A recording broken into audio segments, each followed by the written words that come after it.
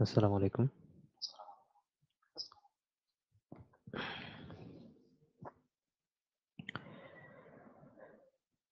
আজকে এই অংশে আমরা কম্পিউটার এবং তথ্য প্রযুক্তিগত ক্লাসে বাদ রেখেছিলাম। সেটা করব আর বাদবাকি আরো ১০০ টা প্রশ্ন সলভ করব। অর্থাৎ ১১৯ টা প্রশ্ন সলভ হবে এখন। কারণ কম্পিউটারের এখানে ১৯ টা প্রশ্ন আছে। দেরিতে হলেও শুরু করলাম। মৌসুমী আছেন সাথে। জায়গা থাকলে পুরো ক্লাসটাই করবেন।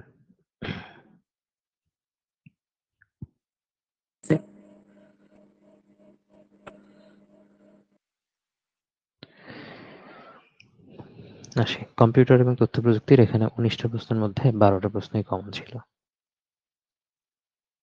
১২ টা। আরএফআইডি আমরা দেখেন গত বিসিএস এ এটা আলোচনা করেছি। আরএফআইডি এর পুনরূপটা কি? গত বিসিএস থেকেই কিন্তু এটা রিপিট করেছে। Radio frequency identification. আর রেডিও ফ্রিকোয়েন্সি আইডেন্টিফিকেশন এর কাজ কি? আইডেন্টিফিকেশন মানে কোনো কিছু শনাক্ত করার অর্থে এটা ব্যবহার করা হচ্ছে। রেডিও এখানে রেডিও ফ্রিকোয়েন্সি, রেডিও ওয়েভ ব্যবহার করা হচ্ছে। রেডিও ওয়েভের যে ফ্রিকোয়েন্সি সেটা ব্যবহার করা হচ্ছে। এটা মূলত আসলে বর্তমান সময়টাতে কোন জায়গায় এটা ব্যবহার করা হয়? মোস্ট পপুলার যেটা হলো বর্তমানে কিন্তু এই যে আমরা যে অনলাইনে ডেলিভারি গুলো নেই বা এর আগে সুন্দরবন নিতাম, সুন্দরবন এখনো চলে। তো অনলাইন সিস্টেমে যতগুলো ডেলিভারি সিস্টেম গুলো আছে এখন, এই জিনিসগুলো থেকে এখন কিন্তু আরএফআইডি ব্যবহার করা হয়, রেডিও ফ্রিকোয়েন্সি আইডেন্টিফিকেশন ব্যবহার করা হয় ম্যাক্সিমাম জায়গাতে। অর্থাৎ এছাড়াও যত ধরুন বাইরের দেশ থেকে যত জিনিসপত্র আসতেছে দেশে, এখন কিন্তু স্ক্যান করা হয়। তারপরে আইডেন্টিফিকেশন করা হয় রেডিও ফ্রিকোয়েন্সি আইডেন্টিফিকেশনের মাধ্যমে। অর্থাৎ আপনি যদি এই কাজগুলো দেখেন আসলে কোথায় আরএফআইডি তো এর আগে আমরা পুনরূপ পড়লাম, এটাও পড়লাম এখানে। কিন্তু যদি এরপরে আসে যে আরএফআইডিটা আসলে কোন জায়গায় ব্যবহার করা হচ্ছে, আমরা যদি মানে এভাবে লিখি যে সাপ্লাই চেইন ম্যানেজমেন্ট,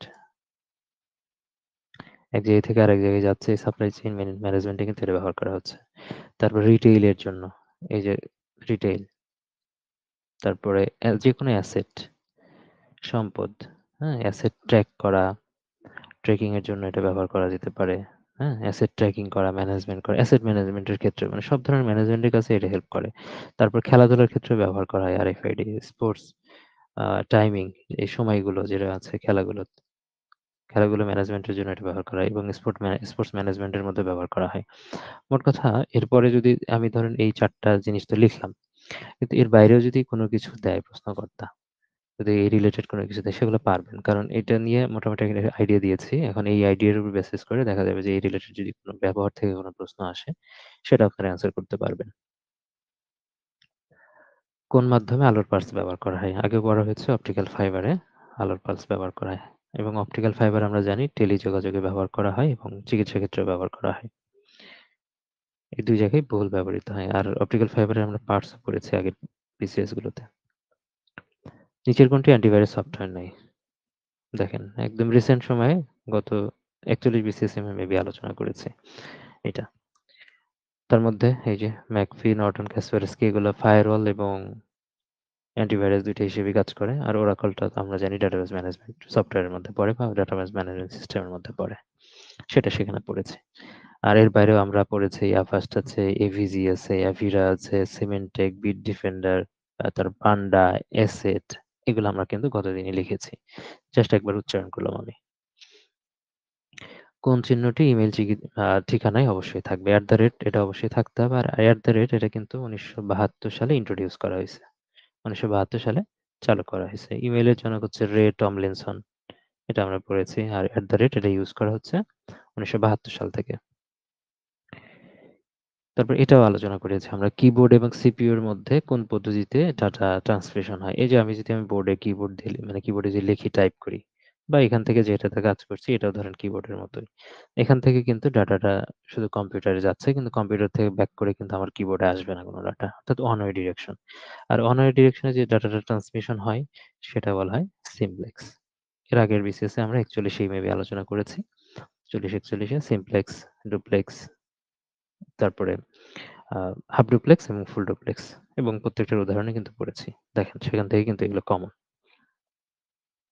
ব্লক চেইনের প্রতিটি ব্লক কি তথ্য বহন করে? ব্লকচেইন এখন দেখেন এটা কিন্তু নতুন একটা প্রশ্ন এসেছে। কিন্তু বর্তমান সময়ে এটা খুবই আলোচিত একটা ব্যাপার। যেরকমভাবে এআই আলোচিত একটা ব্যাপার, ব্লকচেইন ওই সময়টাতে আলোচিত ব্যাপার ছিল। এখন ব্লকচেইনের দিনগুলো সামনে আগাবে। বিটকয়েন, ব্লকচেইন, তারপরে এআই এগুলো কিন্তু আলোচিত বিষয়।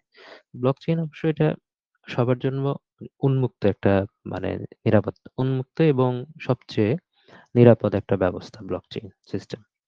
ঠিক আছে? নিরাপত্তা ব্যবস্থা, সিকিউরিটি সিস্টেম এটা ব্লকচেইনের মাধ্যমে। ব্লকচেইনের মাধ্যমে কোনো কিছু যদি রাখা হয় মানে সবচেয়ে বেশি সুরক্ষিত থাকে।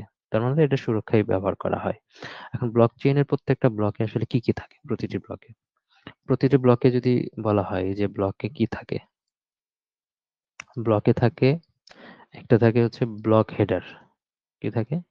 ব্লক হেডার থাকে। সেই ব্লক হেডারের মধ্যে আবার কি থাকে? একটা ব্লক হেডারের মধ্যে অনেকগুলো ব্লক যদি থাকে, ধরেন এরকমভাবে ব্লক করা আছে। এরকম করে ব্লক করা আছে। ঠিক আছে? ধরেন এটা ১ম ব্লক, এটা 2nd block, 3rd block, 1st block, হ্যাঁ? এটা ব্লক হেডারের মধ্যে অনেকগুলো ব্লক থাকে। ব্লকের মধ্যে এখানে বলা আছে a hash pointer to the previous block, এই কথা বলা আছে। দেখেন এটা যদি ১ম ব্লক হয়, ১ম ব্লককে বলা হয় জেনেসিস ব্লক। কি বলা হয়? জেনেসিস মানে কি? যেটা সূচনা ব্লক। এই জেনেসিস ব্লকে শুধু হ্যাশট্যাগ থাকে, হ্যাশটা থাকে না। হ্যাশ পয়েন্টার থাকবে তার আগের ব্লকে। যেহেতু এটাই ১ম, তার আগে তার কোনো কিছু নাই। কিন্তু আবার যদি এটা 2nd হয়, তাহলে 2nd এর আগে 2nd ব্লকের আগে এখানে একটা হ্যাশ পয়েন্টার থাকে।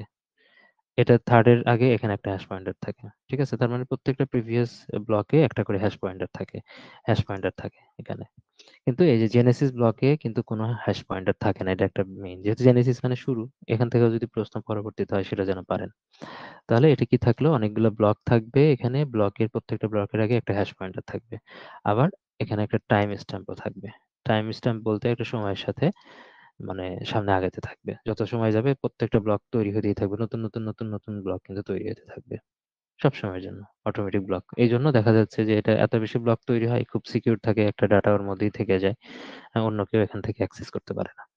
তো ব্লক হেডারের মধ্যে এই বিষয়গুলো থাকে, এর বাইরে আরো কিছু থাকে। তারপরে একটা ব্লকে কি থাকে? ব্লক সাইজ থাকতে পারে, ব্লক হাইট থাকে। এই বিষয়গুলো থাকে। ACI, GHT ব্লক হাইট থাকে। তারপরে থাকে হচ্ছে ট্রান্স ট্রান্সেকশন কাউন্টার থাকে। ট্রান্সেকশন কাউন্টার থাকে এবং কাউন্টারের মধ্যে যদি কাউন্টারগুলো যদি আপনি চিন্তা করেন, তার মানে এটাকে একটা লিস্টও বলা হয়। মানে ট্রান্সেকশন লিস্ট বা কাউন্টার এই বিষয়গুলো কিন্তু এখানে থাকে। তার মানে এখানে দেখলাম যে এখানে হ্যাশট্যাগ থাকতেছে, প্রত্যেকটা ব্লকে টাইম স্ট্যাম্প থাকতেছে, ব্লক সাইজ, ব্লক হাইট থাকে, ট্রান্সেকশন কাউন্টার থাকে, ট্রান্সেকশন লিস্ট থাকে। এখানে আল্টিমেটলি এই কথাগুলো বলা আছে। মানে এখানকার সবগুলোই থাকে। এখন এর বাইরেও যদি কোনো কিছু থাকে তাহলে দেখা যাবে যে এখান থেকে হয়তো কমন আসতে পারে সামনে যদি প্রশ্ন দেয় এই রিলেটেড। আশা করা যায় এখান থেকে পাবেন। তারপর নিচের কোনটি ব্লুটুথের IEEE স্ট্যান্ডার্ড? এর আগে আমরা পড়েছি। ব্লুটুথ, ওয়াইফাই এবং ওয়াইম্যাক্স ৩ টাই তো। ব্লুটুথ, ওয়াইফাই আর ওয়াইম্যাক্স। এর আগে পড়েছি। ওয়াইম্যাক্স মানে হচ্ছে ম্যাক্সিমাম। আমরা জানি হচ্ছে একটার হয় ১১, একটার হয় ১৫ আর একটার হয় ১৬। IEEE মানে ৮০২, ৮০২ এর পরে হয় ১১, না হয় ১৫, না হয় ১৬ এরকম হয়। তো ওয়াইফাই এর সাথে এই যে আমরা এর আগে পড়েছি, আই আছে ২ টা, আই হচ্ছে 1 এর মতো। তাহলে 1 এর মতো হইলে ১১। ওয়াইম্যাক্স হচ্ছে ম্যাক্সিমাম। ম্যাক্সিমাম ৬ রান হয় ক্রিকেট খেলায় ছক্কা। তার মানে যেটা ছক্কা আছে শেষে সেটা হচ্ছে ম্যাক্সিমাম। আর বাদবাকি থাকলো ব্লুটুথ, ব্লুটুথের শেষে থাকবে ১৫। তাহলে এভাবে আমরা এর আগেও পড়েছি। তো এখান থেকে আমরা বুঝতে পারছি এটা হলো অ্যান্সার। তারপর আসেন ১০, ১১, ১০ এই বাইনারি নাম্বারের সমতুল্য ডেসিমাল নাম্বার কোনটা? তো সেটা কিভাবে করি? আগে লিখতে হবে এইভাবে সিরিয়ালি লিখি এগুলা 0। এটা থেকে যদি বাইনারি সংখ্যা থেকে আমরা ডেসিমালে যাই তাহলে এটা সিস্টেমটা কি? প্রত্যেকটার সাথে 2 এর উপরে 0 থেকে শুরু করে পাওয়ার গুলো দিয়ে গুণ করতে হবে। অর্থাৎ 0 গুণন, যেহেতু 2 দিয়ে শুরু করতে হবে, বাইনারি সংখ্যা থেকে ডেসিমালে যাচ্ছি, এটা ভাঙাবো যখন বাইনারি সংখ্যার হচ্ছে বেজ হলো 2। সেই বেজের উপরে 0। তারপরে এটার সাথে 1 আছে, 1 ইনটু 2 পাওয়ার 1। তারপর 1 আছে, 1 ইনটু 2 পাওয়ার 2। আবার 1 আছে, 1 ইনটু 2 পাওয়ার 3। এবার 0 আছে, 0 ইনটু 2 পাওয়ার 4। আবার 1 আছে, 1 ইনটু 2 পাওয়ার 5। এইভাবে। এটা যেহেতু 0 আছে পুরোর মানেই 0 হবে যাই গুণন করেন না কেন। 2 পাওয়ার 1 মানে হচ্ছে 2, 2 এর সাথে 2 গুণন করলে 2 হবে। 2 এর উপর স্কয়ার মানে 4, তারপর 2 এর উপর কিউব থাকা মানে 8, এটার মান 0 হবে। 2 পাওয়ার 5 মানে হচ্ছে 32। তো এগুলো সবগুলো যোগ করলে হবে 46। 46 ইজ দ্য রাইট আনসার। এইভাবে বাইনারি সংখ্যা থেকে কিন্তু ডেসিমাল সংখ্যায় রূপান্তর করা যায়। যেহেতু বাইনারি সংখ্যার ভিত্তি হলো ২, এটাকে ২ দ্বারা এভাবে সামনে আগাতে থাকবে। এখন এখানে যদি অন্য কিছু থাকতো, ১ম এ যদি 1 থাকতো তাহলে 1 গুণন 2.0 লিখতাম, 2 পাওয়ার 0 লিখতাম। এভাবে করে আগাতে থাকতো। তো এটা কিন্তু খুব গুরুত্বপূর্ণ। যেটা বলা হলো এটা টাইপ হিসেবে চিন্তা করবেন। আর টাইপ হিসেবে চিন্তা করে তারপরে এখান থেকে যদি সামনে প্রশ্ন আসে সেটা যেন পারেন আপনারা। খেয়াল রাখতে হবে।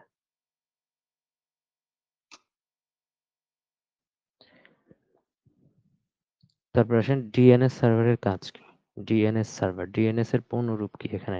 Domain naming system. হ্যাঁ? Domain naming system, DNS. এই সার্ভারের কাজ কি হবে?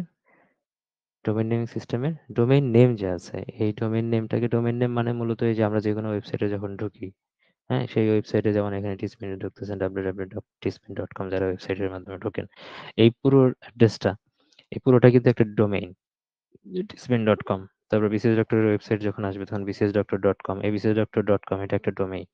এটা করে কি এই ডোমেইন নেম ডিএনএসটা কি করে এই ডোমেইন নেমকে আইপি অ্যাড্রেসে পরিণত করে। আইপি অ্যাড্রেস বলতে মানে আইপি অ্যাড্রেস মানে প্রত্যেকটা ওয়েবসাইটের বা প্রত্যেকটা মানে আপনি যদি কম্পিউটারের কথা বলা হয় ইউনিক একটা অ্যাড্রেস থাকে। আইপি অ্যাড্রেস, ঠিক আছে? Unique address, internet protocol address যেটা থাকে। প্রত্যেকটার ইউনিক একটা অ্যাড্রেস থাকে। সেই ইউনিক অ্যাড্রেসে কিন্তু পরিণত করবে। অর্থাৎ ডোমেইন নেমটা আপনি যদি আ ধরেন বিসিএস ডক্টরের যখন ওয়েবসাইট আসবে, তো তখন যদি এটাতে সার্চ দেন, তাহলে কি করবে? এটাকে একদম ডিরেক্ট কিন্তু বিসিএস ডক্টরে নিয়ে যাবে। অন্য কোথাও কিন্তু আপনাকে নিয়ে যাবে না। তো ডোমেইন নেম যেটা থাকবে এই নেমটা আইপি অ্যাড্রেস, একটা নির্দিষ্ট আইপি অ্যাড্রেসে পরিণত হয়ে যাবে। তো এইটা কাজ করে হচ্ছে ডিএনএস, মানে ডোমেইন নেমিং সিস্টেম যেটা। এইখানে এই আ কি থাকে? এর সার্ভার যে থাকে এই সার্ভারে প্রত্যেকটা ডোমেইন নেম সংরক্ষণ করা থাকে। ১ম এ হিট করবে ডোমেইন নেমে গিয়ে, মানে সার্ভারে যখন হিট করবে তখন ডোমেইন নেমটা নির্দিষ্ট আইপি অ্যাড্রেসে পরিণত হবে। তো এটা বলা হচ্ছে। তার মানে ডোমেইন নেম যেহেতু এর বাইরে দেখেন অন্য কিছু থাকবে না। ডিএনএস এর পূর্ণরূপ জানলেই এটা অ্যান্সার করতে পারবেন। কারণ ইমেইলের সাথে তো ডোমেইন নেমের মানে কোনো সম্পর্ক নাই। ম্যাক অ্যাড্রেসের সাথেও নাই, ইমেইলের সাথেও নাই। এখানেও যেটা বলা আছে। ঠিক আছে? তার মানে এটাই হচ্ছে রাইট অ্যান্সার। এই টাইপের প্রশ্ন কিন্তু ব্যাংকেও আসে। খেয়াল রাখবেন যারা ব্যাংকে পরীক্ষা দিবেন। তারপর নিচের কোনটি open source database management system? DBMS মানে কি? ডাটাবেস ম্যানেজমেন্ট সিস্টেম বা সফটওয়্যার। সিস্টেম থেকে সিস্টেমও বলা যায়, আবার কিছু জায়গায় সফটওয়্যার হিসেবে এখানে করা যায়। আমরা সফটওয়্যার হিসেবে ধরবো এখানে যেকোনো সফটওয়্যারগুলোর নাম দেওয়া আছে। MySQL আছে, মাইক্রোসফট এসকিউএল সার্ভার আছে, মাইক্রোসফট অ্যাক্সেস আছে, আর হচ্ছে ওরাকল আছে। ওপেন সোর্স মানে যেগুলো উন্মুক্ত, কোনো রকম টাকা দিয়ে ব্যবহার করতে হয় না। আর কিছু আছে ক্লোজ সোর্স। হ্যাঁ, ক্লোজ সোর্সকে কিন্তু আবার প্রোপ্রাইটারিও বলা হয়। ক্লোজ সোর্স যেগুলো আছে সেগুলো কি বলা হয়? প্রোপ্রাইটারি, মানে কারো মালিকানাধীন এটা। তার মধ্যে এই ওপেন সোর্স হচ্ছে MySQL। MySQL এর সাথে আরো যদি এসকিউএল দিয়ে আইটিই মানে এসকিউলাইট, এটা একটা আছে, আর একটা আছে ডিবেস। এর বাইরেও আছে, হ্যাঁ? মানে ওপেন সোর্স এর বাইরেও আছে। কিন্তু এইগুলো পরীক্ষাতে আসার জন্য গুরুত্বপূর্ণ। যেরকম ভাবে MySQL আসছে, এরপরে SQLite আসতে পারে, ডিবেস আসতে পারে। এগুলো ওপেন সোর্স। তার মানে ক্লোজ সোর্স তো আপনি এখান থেকে পেয়ে গেলেন এই কয়েকটাই। এবং এর বাইরে ক্লোজ সোর্স কিছু আছে কিন্তু সবচেয়ে গুরুত্বপূর্ণ এগুলা। MySQL সার্ভার, মাইক্রোসফট অ্যাক্সেস আর ওরাকল। সবচেয়ে বেশি গুরুত্বপূর্ণ এগুলো হচ্ছে পেইড। আর এর মধ্যে সবচেয়ে জনপ্রিয় হচ্ছে এই ওরাকলটা। সবচেয়ে জনপ্রিয় বা বহুল ব্যবহৃত। বহুল ব্যবহৃত এটা। এগুলো সবই পেইড। পেইড বা ক্লোজ সোর্স একই বিষয়। প্রোপ্রাইটারি, ক্লোজ সোর্স বা পেইড এগুলো সবই। তো এখানে টোটাল ৬ টা উদাহরণ হলো। ৩টা করে যদি চিন্তা করেন। মোটামুটি সামনে যদি এরপরে প্রশ্ন আসে এগুলো থেকে আপনি অ্যান্সার করতে পারবেন। নিচের কোন জব শিডিউলিং পলিসি সময়ের মধ্যে নিচের জব শিডিউলিং পলিসি সময়ের মধ্যে কোনটি স্টারভেশন থেকে মুক্ত? স্টারভেশন বলতে এখানে কি বোঝানো হচ্ছে? আমাদের নরমাল অর্থে স্টারভেশন মানে কি? ক্ষুধা, এটাকে বোঝায় যে ক্ষুধা অবস্থায় থাকা। কিন্তু এখানে খেয়াল করবেন যে যদি আপনি বারবার খাওয়া-দাওয়া করেন তাহলে তো ক্ষুধা আপনার থাকবে না। স্টারভেশন থেকে মুক্ত এটা যদি এই সেন্সে চিন্তা করেন। আর আমরা গতদিন এটা পড়েছি একদম। প্রত্যেকটা শিডিউলিং পলিসির মধ্যে কোনটা ভালো? ২ টার মধ্যে একটা ছিল প্রিএম্পটিভ আর একটা ছিল নন প্রিএম্পটিভ। ২ টা আমরা পড়েছিলাম। Pre-emptive, non preemptive. প্রিএম্পটিভ এর মধ্যে আমরা রাউন্ড রবিন পড়েছিলাম। তারপরে আ ইয়া শর্টেস্ট রিমেইনিং টাইম যেটা আছে এটা পড়েছিলাম। এই ২ টা সবচেয়ে ভালো। তারপরে হচ্ছে আমরা এরপরে গেছিলাম হচ্ছে নন প্রিএম্পটিভ এর মধ্যে ওখানে হচ্ছে ফার্স্ট কাম ফার্স্ট সার্ভ সেরকম ছিল। এই বিষয়গুলো কিন্তু ছিল। আমরা বলেছি সব শিডিউলিং পলিসির মধ্যে সবচেয়ে ভালো হচ্ছে রাউন্ড রবিন শিডিউলিং পলিসি। এটা আমরা পড়েছিলাম। যতগুলো আছে, এবং এই রাউন্ড রবিন শিডিউলিং পলিসিং হচ্ছে স্টারভেশন থেকে মুক্ত। কারণ কি? এটা খেয়াল করেন যে এখানে যদি ৪ টা থাকে, এটা নির্দিষ্ট সময়ের জন্য এখানে রেডি কিউ থেকে যাবে হচ্ছে এখানে সিপিইউ এর মধ্যে কাজ করবে, আবার চলে আসবে। পরেরটা যাবে, আবার কাজ করবে, চলে আসবে। এভাবে যখন ৪ টা শেষ হয়ে যাবে তখন আবার এই ১ম টা আবার সুযোগ পাবে। ঠিক আছে? এভাবে যেতেই থাকবে প্রত্যেকটা সার্ভার। এইজন্য যদি এই কাজটা করা হয়, কোনো একটা প্রোগ্রাম কিন্তু অভুক্ত থাকবে না। অভুক্ত থাকা বলতে হচ্ছে সে কিন্তু রেস্টে থাকবে না। যে ২ মিনিট পর, মানে ২ সেকেন্ড বা নির্দিষ্ট সময় পর, পরই কিন্তু সেটা যেতেই থাকবে। তার মানে এটার ক্ষেত্রে এই শিডিউলিং পলিসিতে কোনো স্টারভেশন থাকবে না। এই বিষয়টাকে আসলে স্টারভেশন বলা হচ্ছে। তো রাউন্ড রবিন যেটা আগেও আমরা পড়েছি, মনে হয় যত ভালো কাজ শিডিউলিং পলিসির মধ্যে সবকিছু রাউন্ড রবিন এর ক্ষেত্রেই হবে। ঠিক আছে? রাউন্ড রবিন সবচেয়ে আগে থাকবে। ভালোর দিক থেকে সবকিছু রাউন্ড রবিন থাকবে। তারপরে যে ওই এর আগে আমি পড়িয়েছি যেটা, ওইটা খেয়াল রাখবেন। ওই সিরিয়ালটা যদি মনে রাখেন, তারপরে ধীরে ধীরে সেগুলা। তারপর আসেন নিচের কোন প্রযুক্তি ফেস রিকগনিশন সিস্টেমের সহায়ক ভূমিকা পালন করে? ফেস রিকগনিশন না, শুধু মানুষের ফেসটা যেরকমভাবে রিকগনাইজ করতে পারে, এছাড়াও কিন্তু আছে স্পিচ রিকগনিশন। মানুষের কথাবার্তাও কিন্তু রিকগনাইজ করতে পারে। কে কথা বলল? স্পিক রিকগনিশন, হ্যাঁ? রিকগনিশন। এটা হচ্ছে। তো এগুলো কিন্তু এআই এরই কাজ। হ্যাঁ? অ্যাপ্লাইড আর্টিফিশিয়াল ইন্টেলিজেন্স এর কথা বলছে। সেটারই কাজ। আর এখান থেকে বর্তমান সময়টাতে এআইটা খুবই গুরুত্বপূর্ণ। এআই এর কিছু প্রাথমিক কথাবার্তা আছে, মানে বেসিক কথাবার্তা, সেই জায়গাগুলো একটু গুরুত্বপূর্ণ হয়ে গেছে।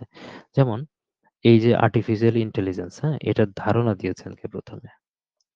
এটার ধারণা দেন হচ্ছে কারেল কাপেক। কারেল কাপেক। আর এটার জনক কে? এআই এর জনক হচ্ছে অ্যালান টিউরিং। অ্যালান টিউরিং এটার জনক। কারেল কাপেক আর অ্যালান টিউরিং। এটা হচ্ছে প্রাথমিক কথাবার্তা। আর ১ম দিক থেকে এই যে স্পিচ রিকগনিশন এর কথা যেটা বলা হচ্ছে, এই রিকগনিশন রিলেটেড কিছু আমরা জানি যে এআই রিলেটেড, এআই এর শুরুর দিকের, এখন তো নতুন এআই তৈরি হয়েছে বিভিন্ন কাজের ভিত্তিতে, নতুন যেমন চ্যাটজিটিপি তৈরি হয়েছে, হ্যাঁ? সোরা তৈরি হয়েছে। আরো আছে যেগুলো কিনা এই যে আমরা জানি যে ইলন মাস্কের যে প্রতিষ্ঠান আছে, সেই প্রতিষ্ঠান থেকে এগুলো আসছে। কিন্তু এর আগেও যেগুলো ছিল, আমরা এমনিতেই গুগল অ্যাসিস্ট্যান্ট যেটা ব্যবহার করি, ভয়েস অ্যাসিস্ট্যান্ট হিসেবে কাজ করে। তো গুগল অ্যাসিস্ট্যান্টও কিন্তু হচ্ছে এআই। ঠিক আছে? একটা এআই সিস্টেম। তারপরে অ্যাপলের এরকম ভয়েস অ্যাসিস্ট্যান্ট আছে, বা গুগল অ্যাসিস্ট্যান্টের মতো আছে। সেই অ্যাপলেরটাকে বলা হয় এসআইআরআই, সিরি। সিরিটা হচ্ছে অ্যাপলের ভয়েস অ্যাসিস্ট্যান্ট। তারপরে সেটাও কিন্তু এআই দিয়ে তৈরি। এআই আরকি, এটা এক ধরনের। তারপর কর্টানা। কর্টানা হচ্ছে উইন্ডোজের। আপনি যারা ল্যাপটপ চালান, তারা দেখবেন যে উইন্ডোজের একটা অ্যাপ আছে, কর্টানা অ্যাপ।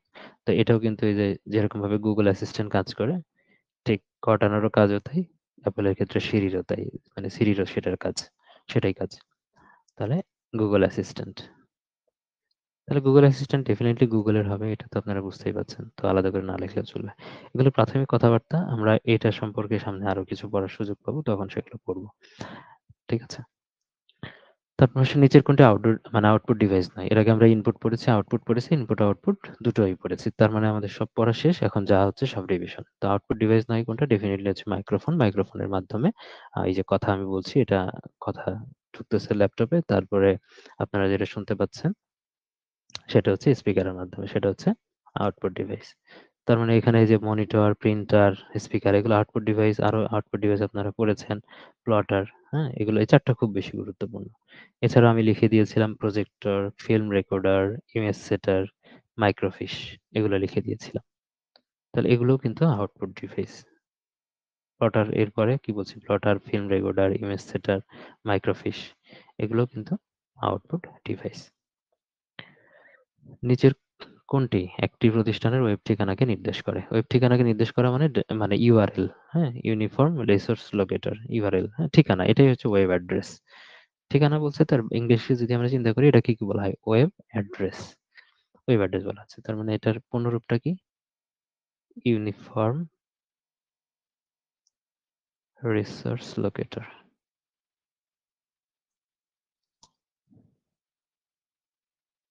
ইউনিফর্ম রিসোর্স লোকেটর, এটাকে বলা হচ্ছে। তো এটার কয়েকটা অংশ থাকে। মেইন অংশ হচ্ছে ২ টা মেইন অংশ থাকে। এরপরে অ্যাক্সেসরিজ কিছু অংশ থাকে। যে ইউনিফর্ম রিসোর্স লোকেটরের কি অংশ থাকে? যেমন যদি ওয়েবসাইট থাকে। বিসিএস ডক্টর যখন ওয়েবসাইট আসবে, যদি এটা একটা ওয়েবসাইট চিন্তা করি, http www.bcsdoctor হুম ডক্টর ডট কম এটা বলা হলো।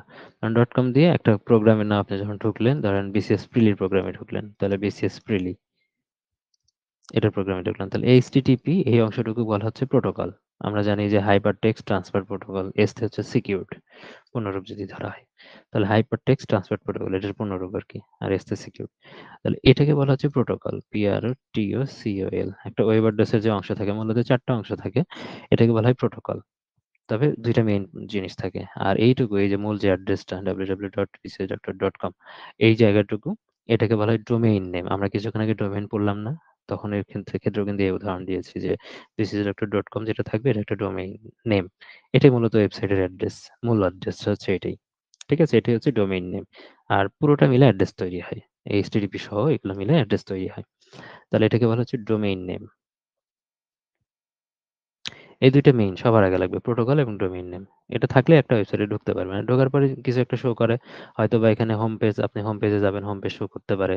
বা আপনি যদি হোম পেজের পরে যদি আবার বিসিএস প্রিলিতে যান, তাহলে থাকতে পারে। হোম পেজে বিসিএস প্রিলির থাকতে পারে। তাহলে মোট কথা এর পরে যা আসবে, ডোমেইন নেমের পরে যেটা আসবে সেটাকে কি বলা হবে? ফাইল নেম বলা হবে। File name. আর এরপরে যদি আরো কিছু থাকে সেগুলোকে বলা হবে এক্সটেনশন। এক্সটেনশন বলা হবে। ঠিক আছে? এক্সটেনশন। এই বিষয়গুলো খেয়াল রাখবেন। কি, কি ওয়েব অ্যাড্রেসের মধ্যে থাকে এটা খেয়াল রাখবেন। HTML এর মানে হচ্ছে hyper text markup language. HTML এর পূর্ণরূপ যদি কখনো আসে, হাইপার টেক্সট মার্কআপ ল্যাঙ্গুয়েজ, সেখান থেকে আসতে পারে। www ওয়ার্ল্ড ওয়াইড ওয়েব এটা পড়েছেন, HTTP ও পড়লাম আমরা, হাইপার টেক্সট ট্রান্সফার প্রোটোকল।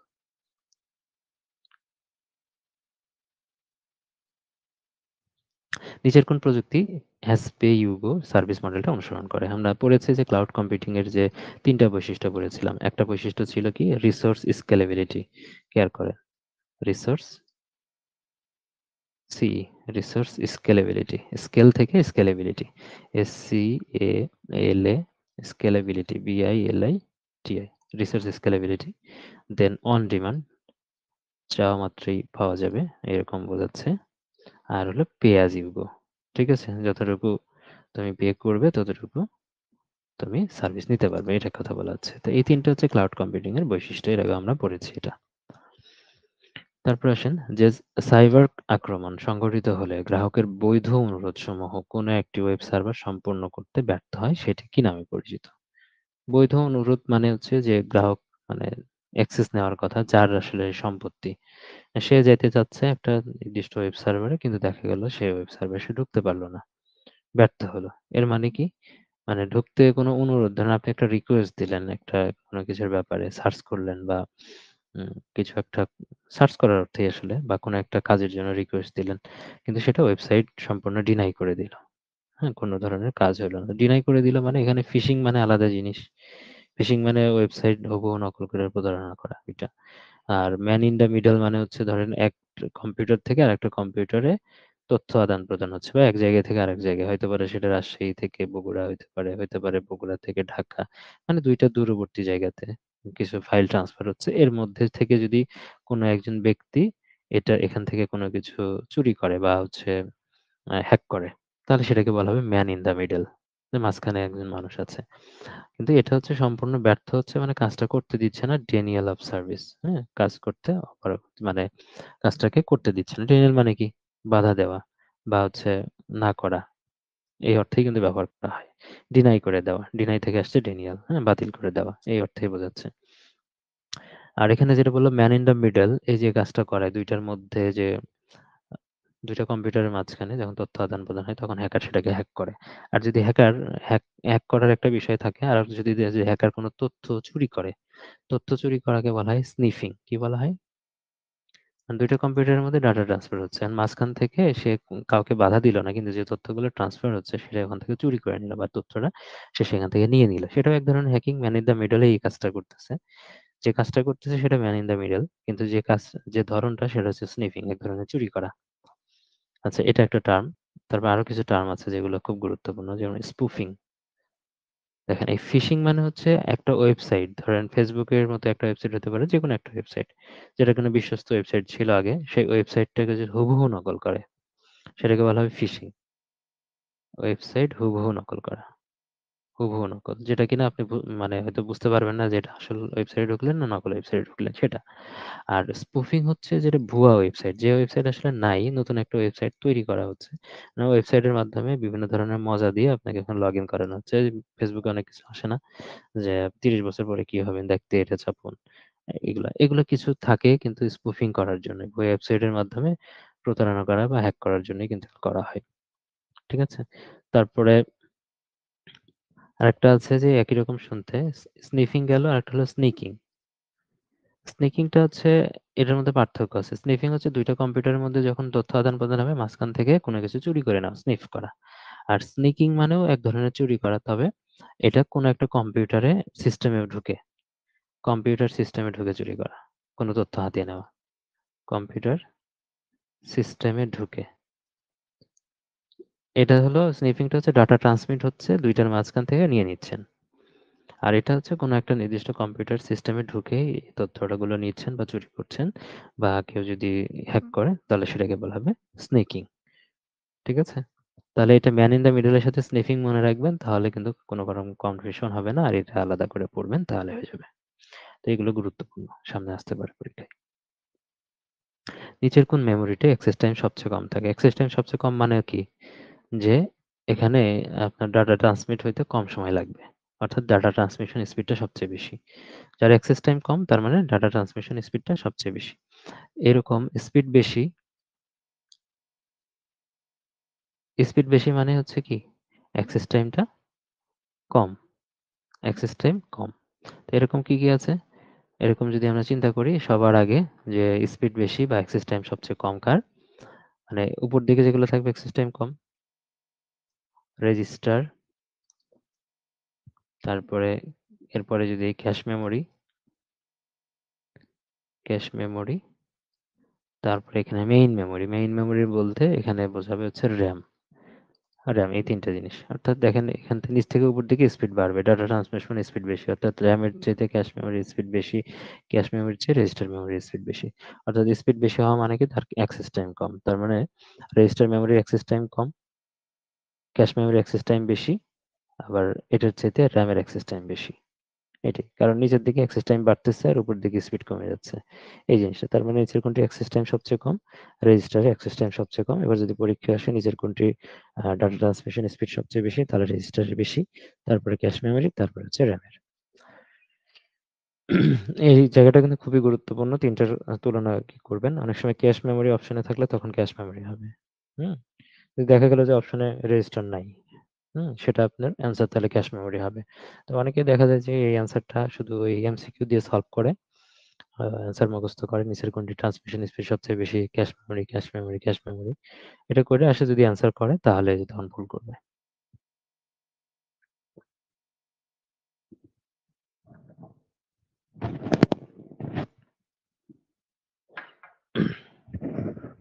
আচ্ছা, তারপরে আসি। নিচের কোন ডিভাইসটি ডিজিটাল সিগন্যালকে অ্যানালগ সিগন্যালে পরিণত করে? ডিজিটাল থেকে অ্যানালগ সিগন্যালে পরিণত করবে। সেটা মূলত মডেম ২ ধরনের কাজ করে।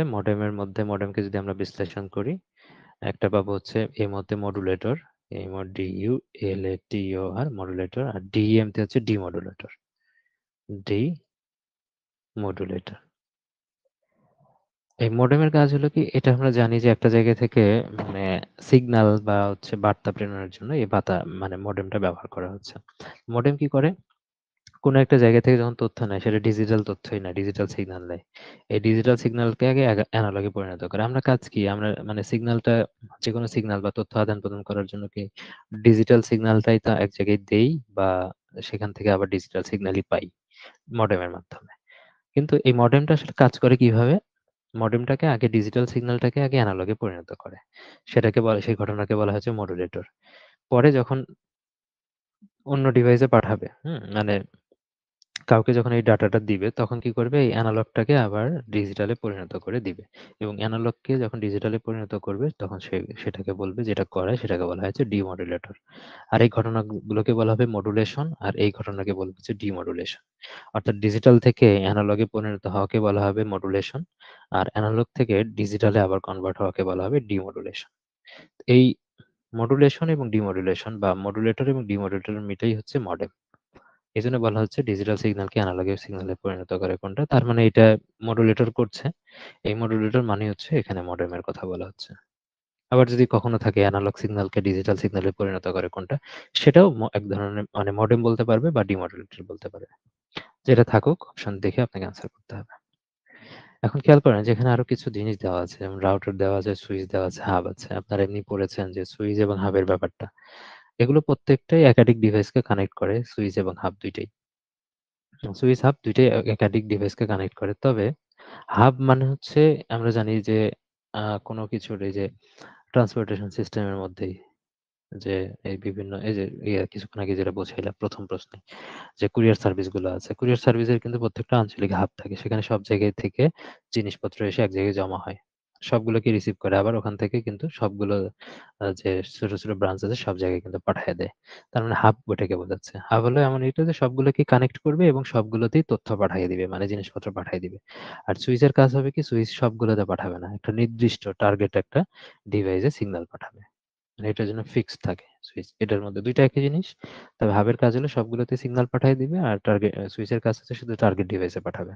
আর এখানে রাউটার আপনারা পড়লেন। রাউটার আর গেটওয়ের মধ্যে পার্থক্য আছে। আমরা রাউটার গেটওয়ে এর আগে পড়েছি। রাউটার হলো এক প্রোটোকল বিশিষ্ট একাধিক নেটওয়ার্ককে যুক্ত করে।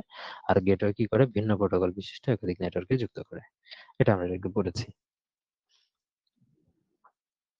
নিচের কোনটি মাল্টিটাস্কিং অপারেটিং সিস্টেম নয়? আমার অপারেটিং সিস্টেম যেগুলো আছে সেটাকে আমরা জানি যে অপারেটিং সিস্টেমকে কয়েক ভাগে ভাগ করা যায়। একটা হলো বর্ণভিত্তিক না চিত্রভিত্তিক, ওপেন সোর্স না ক্লোজ সোর্স, সিঙ্গেল প্রসেসিং না মাল্টি প্রসেসিং, সিঙ্গেল ইউজার না মাল্টি ইউজার। এরকম ভাবে কিন্তু মানে ৪ ধরনের ভাগে ভাগ করা যায় এবং সেই প্রত্যেকটা জায়গা থেকে প্রশ্ন হতে পারে। এখানে যেরকম ভাবে মাল্টিটাস্কিং থেকে আসছে। উদাহরণ অনেক আছে এবং সেগুলো অনেক এলোমেলো আছে। কিন্তু যেভাবে আমি মেইন ক্লাসে পড়িয়েছি সেটাই আপনাদের এখানে আবারও দিচ্ছি। ঠিক আছে? তো সেটা যদি খেয়াল রাখেন তাহলে 99% আপনি আনসার করতে পারবেন সঠিক আনসার। MS-DOS আর হচ্ছে PC-DOS এটাকে মনে রাখবেন। এটা হচ্ছে পুরো এনালগ মনে রাখবেন। পুরো এনালগ এবং সবার আগে। তো সবার আগে মানে কি সবকিছুই কম, কম থাকবে এবং অত ভালো হবে না। তাহলে বর্ণভিত্তিক আর এটা শুরুর দিয়ে ছিল ওপেন সোর্স। হ্যাঁ? সবার জন্য উন্মুক্ত। কোনো টাকা পয়সা লাগে নাই। তারপরে সিঙ্গেল প্রসেসিং একসাথে মাল্টি প্রসেসিং হয় না এগুলা। তারপরে ইউজারও সিঙ্গেল ইউজার ইউজ করতে হইছে এগুলোতে। Single user. এগুলো দেখেন। এটা গেল। তারপরে আসেন হচ্ছে ইউনিক্স আর লিনাক্স। এটা মনে থাকবে। ইউনিক্স, লিনাক্স এর মধ্যে কি এগুলো এটাও বর্ণভিত্তিকই। তবে এটাও ওপেন সোর্স কিন্তু এখানে ইউজাররা বা প্রসেসিংটা মানে মাল্টি টাইপের ছিল। মানে এটাও কিন্তু একদম নতুন না। মানে একটু আগের জিনিস। তো আগের জিনিস হওয়ার কারণে বর্ণভিত্তিক ওপেন সোর্স ছিল কিন্তু এখান থেকে প্রসেসিংটা মানে বেশি মানুষ ইউজ করা যেত, একসাথে বেশি কাজ করা যেত মাল্টি প্রসেসিং।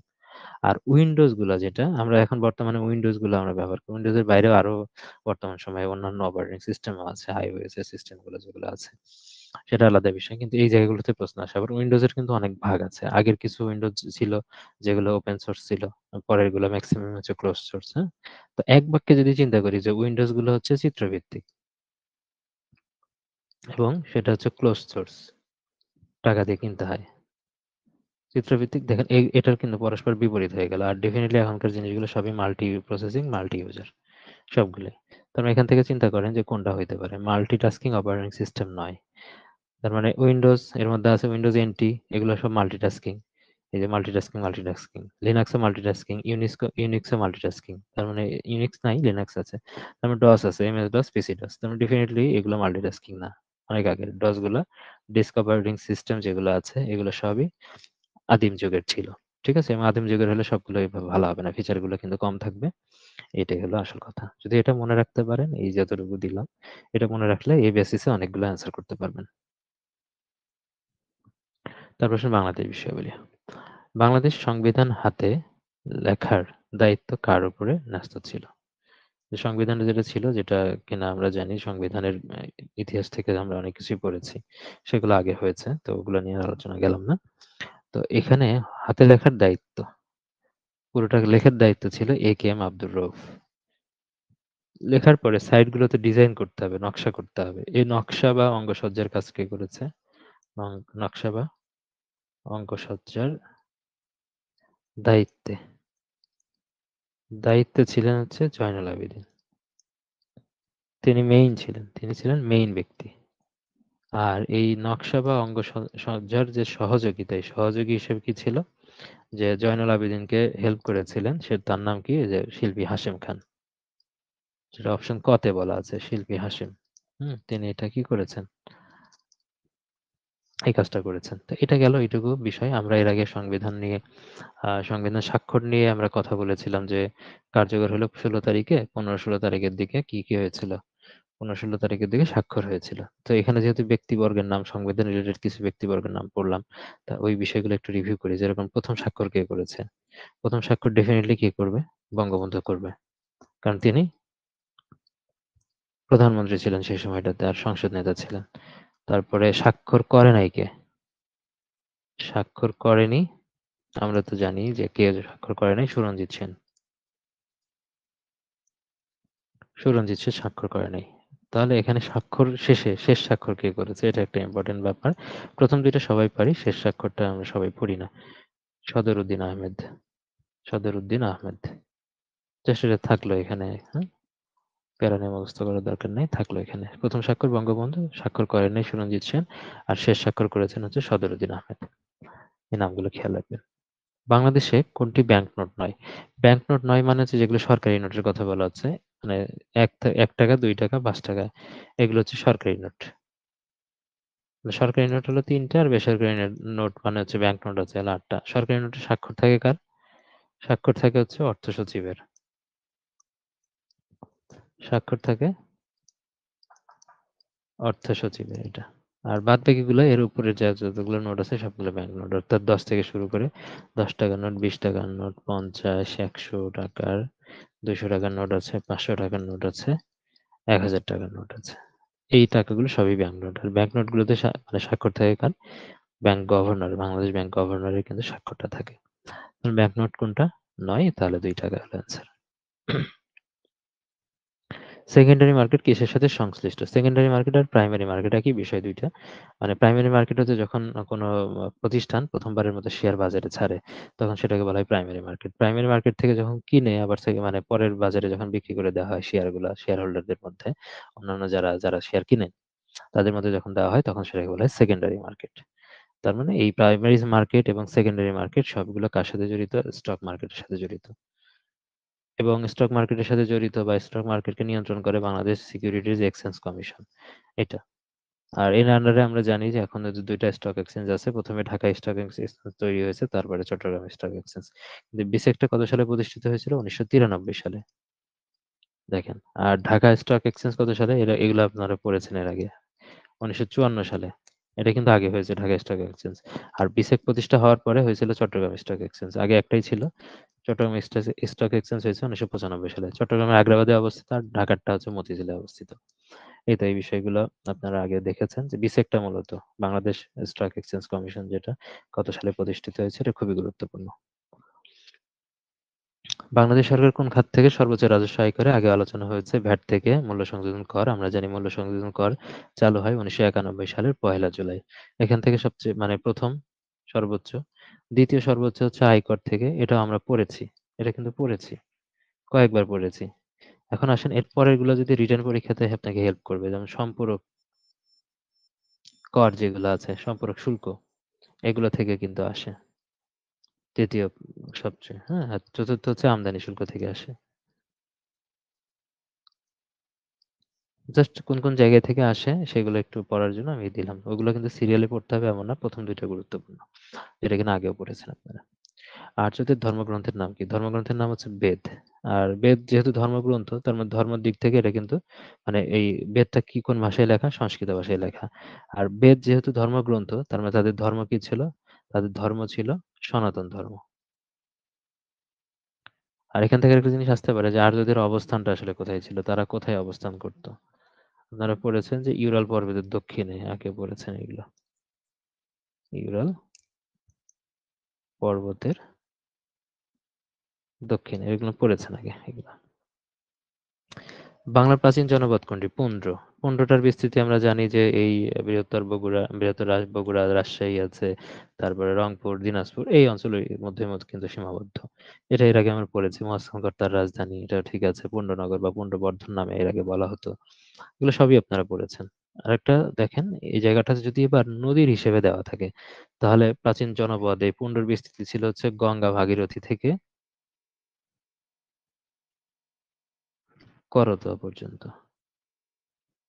করতো। এটা একটা ইম্পোর্টেন্ট বিষয়। আমরা তো এই অঞ্চল হিসেবে আমরা পড়েছি, অনেকবার পড়েছি। আর ওই অঞ্চল হিসেবে আর পড়ার আর কিছুই নাই। এই পুন্ড জনপদ মনে হয় আমরা ৪-৫ বার আমরা সলভ করলাম, তাই না? পেয়েছি। আর এটা খুব বেশি কঠিনও না, সহজ আমাদের জন্য। তাহলে গঙ্গা ভাগীরথী থেকে করতোয়া পর্যন্ত এটা একটা ইম্পোর্টেন্ট। আর মহাস্থানগড়ে আমরা জানি যে সম্রাট অশোক, হুম? এই মৌর্য বংশের ৩য় সম্রাট যেটা, সম্রাট অশোকের শিলালিপি কিন্তু মহাস্থানগড়ে পাওয়া গেছে। মহাস্থানগড়ে এটা আপনারা আগেও পড়েছেন। আমি নিয়ে একটু আলোচনা করলাম। মুজিবনগর সরকারের অর্থনীতি বিষয়ক এবং পরিকল্পনা বিভাগের দায়িত্ব কে ছিলেন? এটাও আমরা আলোচনা করেছি এর আগে। হুম? পুরোটাই আলোচনা হয়েছে। তাজউদ্দিন আহমেদের যে খাতগুলো ছিল। এর আগে প্রত্যেকটা নিয়ে আমরা আলোচনা করেছি। এখানে সবগুলো আলোচনা করার দরকার নাই। তাজউদ্দিন আহমেদ এখানে লেখা আছে। আর তার সাথে এর সাথে আর কি ছিল সেগুলো যদি আবার একটু লিখি আমরা। যেমন প্রতিরক্ষা ছিল তাজউদ্দিন আহমেদের সাথে। অর্থনীতি এবং পরিকল্পনা তো আছেই, এটা থাকলো। এর বাইরে আর কি? প্রতিরক্ষা, তথ্য ও সম্প্রচার, তথ্য সম্প্রচার ও যোগাযোগ যদি একসাথে বলা হয়, তথ্য সম্প্রচারের মাধ্যমে যোগাযোগ হইতে পারে একসাথে। তারপরে শিক্ষা,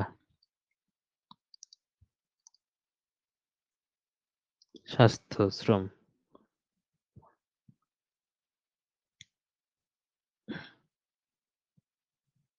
শিক্ষা, স্বাস্থ্য, শ্রম এগুলা। তারপরে স্থানীয় সরকার, স্থানীয় সরকার। দেন সমাজ কল্যাণ এবং সংস্থাপন,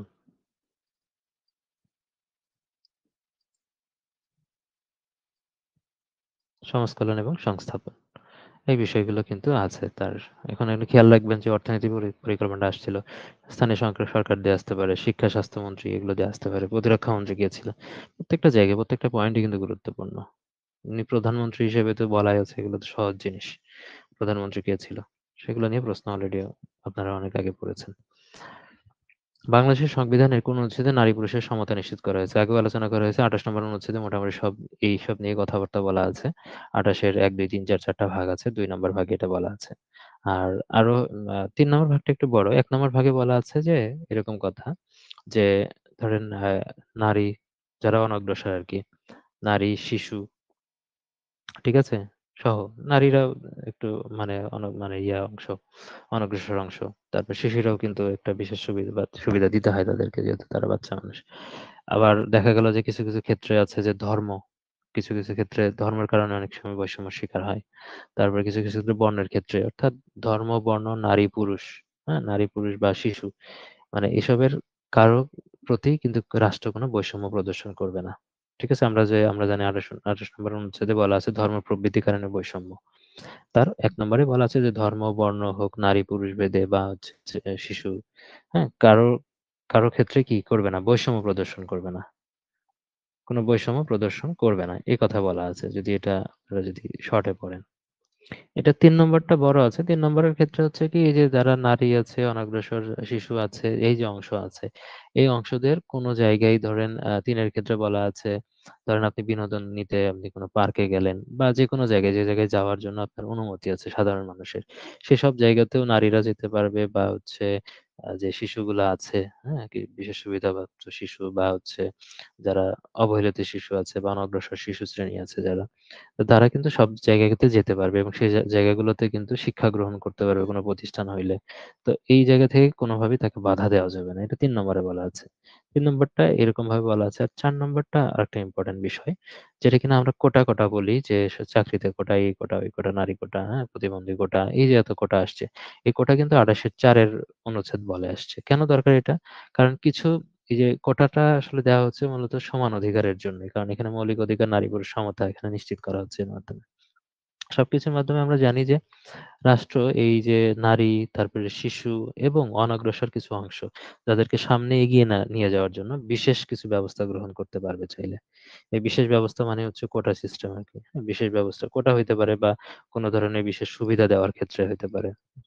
বিশেষ বিধান প্রণয়ন করতে পারবে। সেটা এই অনুচ্ছেদ অনুসারে। ঠিক আছে? এই অনুচ্ছেদ ২৮ এর ৪ তো মোটামুটি আলোচনা হইলো ২৮ এর ৪ এ মোটামুটি নারী, তারপরে শিশু, অনগ্রসর অংশদের সুবিধা দেওয়ার জন্য বা হচ্ছে তাদের আ মৌলিক অধিকারগুলো নিশ্চিত করার জন্য মোটামুটি ২৮ নম্বর অনুচ্ছেদে বলা আছে।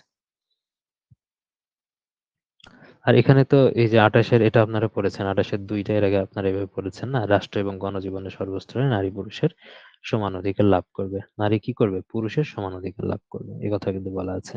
তো সেটাই নারী পুরুষের সমতার কথা বলা আছে ২৮ এর ২ এ। কোভিড-১৯ ভ্যাকসিন উৎপাদনে সম্প্রতি চীনের সাথে বাংলাদেশের কোন ফার্মাসিউটিক্যাল কোম্পানির চুক্তি হয়েছিল? এটা ওই সময়টাতে সম্প্রতি ছিল। এখন আর এগুলো আসবে না। ইনসেপ্টার সাথে চুক্তি হয়েছিল। বাংলাদেশ কত সালে ওআইসি সদস্যপদ লাভ করে? এটা বহুবার হয়েছে। আর কথা বলব না এগুলো নিয়ে। ১৯৭৪ সালে। দ্বিতীয় সম্মেলন ২৩ থেকে ২৪ ফেব্রুয়ারি হয়েছিল ১৯৭৪ সালে। লাহোরে হয়েছিল পাকিস্তানের। শীর্ষ সম্মেলন আমরা জানি ৩ বছর পর, পর হয়। আর ওআইসির ভাষা হলো ৩ টা। ইংরেজি আছে, আ ফরাসি আছে বা ফ্রেঞ্চ আছে, আরবি আছে। এটা এর আগে আমরা পড়েছি।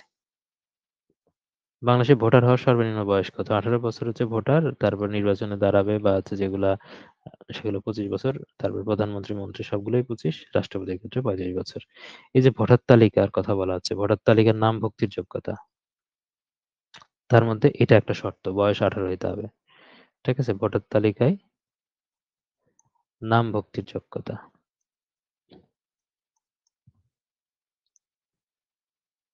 এই যে যোগ্যতাটা কত নম্বর অনুচ্ছেদে বলা আছে? ১২২ নম্বর অনুচ্ছেদে। এই ১২২ নম্বর অনুচ্ছেদে কিন্তু বলা আছে এটা। এটা একটা ইম্পোর্টেন্ট ব্যাপার। যেহেতু নির্বাচন গেল, তো সেখান থেকে কিন্তু পরীক্ষায় আসতে পারে পরীক্ষায়। তারপর আসেন বাংলাদেশের প্রধান আইন কর্মকর্তাকে কি বলা হয়? অ্যাটর্নি জেনারেল বলা হয়। এবং অ্যাটর্নি জেনারেল সংবিধানের কত নম্বর অনুচ্ছেদে বলা আছে? ৬৪ নম্বর অনুচ্ছেদে বলা আছে পরীক্ষায় এটা আসতে পারে। অ্যাটর্নি জেনারেল কিন্তু রাষ্ট্রপতি নিয়োগ দেন। পরীক্ষায় আসতে পারে যে অ্যাটর্নি জেনারেলকে নিয়োগ দেন কে? ডেফিনিটলি রাষ্ট্রপতি নিয়োগ দেন তার পছন্দক্রমে। এবং শুধু নিয়োগ দেওয়ার ব্যাপারে না, রাষ্ট্রপতিকে আইন বিষয়ক পরামর্শ দেয় এটা অ্যাটর্নি জেনারেল। এছাড়াও রাষ্ট্রপতি মানে অ্যাটর্নি জেনারেল কত বছর চাকরিতে থাকবে এবং তিনি কত টাকা বেতন পাবেন সবই কিছু নির্ধারণ করে দেন হচ্ছে রাষ্ট্রপতি। মানে সবকিছু ক্ষমতা এখানে কিন্তু রাষ্ট্রপতির আছে অ্যাটর্নি জেনারেল ব্যাপারে সিদ্ধান্ত নেওয়ার ক্ষেত্রে। নির্বাণ ধারণাটি কোন ধর্মবিশ্বাসের সাথে সংশ্লিষ্ট? নির্বাণ হচ্ছে বৌদ্ধ ধর্মের সাথে। বৌদ্ধ ধর্মের সাথে নির্বাণ মানে হচ্ছে মুক্তি লাভের কথা বলা হচ্ছে। নির্বাণ মানে হচ্ছে মুক্তি লাভ। আমরা এর আগে পড়েছি যে ওই বৌদ্ধ সহজিয়াদের সাধন সঙ্গী যেগুলো ছিল। তো ওখানে কিন্তু এই চর্যাপদের কথা বলা হচ্ছে। চর্যাপদের মধ্যেও কিন্তু এই নির্বাণ নিয়েও কিন্তু অনেক কিছু কথাবার্তা বলা আছে। ঠিক আছে? তো এই নির্বাণ লাভের যে বিষয়গুলা তো এটা কিন্তু এই বৌদ্ধ ধর্মের সাথে সংশ্লিষ্ট। প্রতিনিধিত্বমূলক গণতান্ত্রিক ব্যবস্থায় বিকল্প সরকার বলা হয় কোনটিকে? আমরা জানি বিকল্প সরকার মানে সরকার হচ্ছে যারা ক্ষমতায় থাকে তাদেরকে সরকার বলা হচ্ছে। আর যারা ক্ষমতায় থাকে না মানে বিরোধী দল তাদেরকেই বলা হবে বিকল্প সরকার। তো বিকল্প সরকার কি করবে? আমরা জানি সরকারি দল কি করে? মন্ত্রিসভা গঠন করে। আর বিরোধী দল কি করবে? বিরোধী দল করে হচ্ছে ছায়া মন্ত্রিসভা। ছায়া মন্ত্রিসভা গঠন করে। ছায়া মন্ত্রিসভা গঠন করে সাধারণত। তো এইভাবেই আসতে পারে সরকারি দলের বিপরীতে। এই প্রশ্নগুলো কিন্তু হতে পারে। ঢাকা সিটি কর্পোরেশনের ১ম নির্বাচিত mayor K? Mayor Mohammad Hanif. এটা আমরা জানি। মেয়র হানিফ ফ্লাইওভারও আমরা পড়েছি এর আগে। আর এই যে ১ম সিটি কর্পোরেশন নির্বাচন হয়েছিল কত সালে? ১৯৯৪ সালে ১ম নির্বাচন। ঢাকা সিটি কর্পোরেশন যেটা নির্বাচন হলো। এটা ১ম নির্বাচন হয়েছে কত সালে? ১৯৯৪ সালে। পরে আমরা জানি ঢাকা সিটি কর্পোরেশন ভেঙে ২ ভাগ হয়। ঢাকা উত্তর, ঢাকা দক্ষিণ। এটা কিন্তু ভেঙে যায় কত সালে? ২০১২ সালে। কিছু জায়গায় ১১ শেষের দিকে বা ১২ সালও বলা থাকে। ১২ সালটা মনে রাখতে পারেন। ১১ শেষের দিকেও কিন্তু এটা প্রসেসিং শুরু হয়েছিল। ১১ থাকলে ১১, ১২ থাকলে ১২ দাগাবেন। ২ টা থাকলে অবশ্যই ১২ দাগাবেন। ঠিক আছে? বাংলাদেশে কোন সালে বয়স্ক ভাতা চালু হয়? আমরা এর আগে পড়েছি যে ৯৬, ৯৭, ৯৮, ৯৯ কি হয় এগুলো পড়েছি। যেরকম ৯৬ সাল পড়েছি, ৯৭ পড়েছি, ৯৮ পড়েছি, ৯৯ পড়েছি। এখানে এই যে আমরা দেখলাম বয়স্ক ভাতা চালু হয় কত সালে? ১৯৯৮ সালে। এটা বয়স্ক। তারপরে বয়স্কের পরে হচ্ছে বিধবা। শুধু বিধবা না, বিধবা রিলেট মানে কি যার স্বামী মারা গেছে। আর এছাড়াও যদি স্বামী কর্তৃক মানে নির্যাতিত হয় বা নিগৃহীত হয় সেটার ক্ষেত্রেও কিন্তু মানে স্বামী নিগৃহীতা একই অর্থে। হ্যাঁ? মানে স্বামীর অ্যাবসেন্স আছে অথবা স্বামী থাকলেও স্বামী কর্তৃক নিগৃহীতা যারা আছে তাদের কিন্তু ভাতা চালু হয় ৯৯। তার আগে ৯৬ এর কিন্তু মুক্তিযোদ্ধা। এরা আপনারা পড়েছেন এর আগে মুক্তিযোদ্ধা ভাতা। আর ৯৭ কিন্তু আশ্রয়ণ প্রকল্প শুরু হয়। বর্তমানে এখনো আশ্রয়ণ প্রকল্পের কাজ চলছে। ওই সময়টাতে কিন্তু ৯৭ ১ম শুরু হয়েছিল। এই বিষয়গুলো সিরিয়ালে এর আগেও আমি পড়েছি। পড়িয়েছি আপনাদের, আপনারা পড়েছেন। কিন্তু এর বাইরেও আমি কিছু জিনিস দিব যেটা কিনা এরকম ভাতা টাইপেরই, যেরকম মাতৃত্বকালীন ভাতা। মাতৃত্বকালীন ভাতা ২০০৭-৮ সালে শুরু হয়। অর্থাৎ যদি সাল দেওয়া থাকে ২০০৮ সাল থেকে শুরু হয়। এগুলো সব অর্থবছর এইভাবেই কিন্তু থাকে। অর্থবছর যেরকম এটার থাকে হচ্ছে ৯৭, ৯৮ বয়স্ক ভাতা। তারপরে বিধবা ভাতার যেরকম থাকে হচ্ছে আ ৯৮, ৯৯, হ্যাঁ? এরকমভাবে কিন্তু থাকতে পারে। ৯৭, ৯৮ আছে, চালু হয়েছে মানে ওইখানে কার্যকর হয়েছে ওই বাজেটে, পরের ৯৮ থেকে দেওয়া শুরু হয়েছে। এটাতে ৯৮, ৯৯ এটা চালু হয়েছে, ৯৯ থেকে দেওয়া শুরু হয়েছে। মাতৃত্বকালীন ভাতা ৭-৮ এ পাস হয়েছে, ৮ সাল থেকে দেওয়া শুরু হয়েছে। এর সাথে পড়বেন হচ্ছে খাদ্য বান্ধব কর্মসূচি। এটা একটা নির্দিষ্ট কর্মসূচি। এই কর্মসূচিটা সামাজিক নিরাপত্তা কর্মসূচির আন্ডারেই আছে।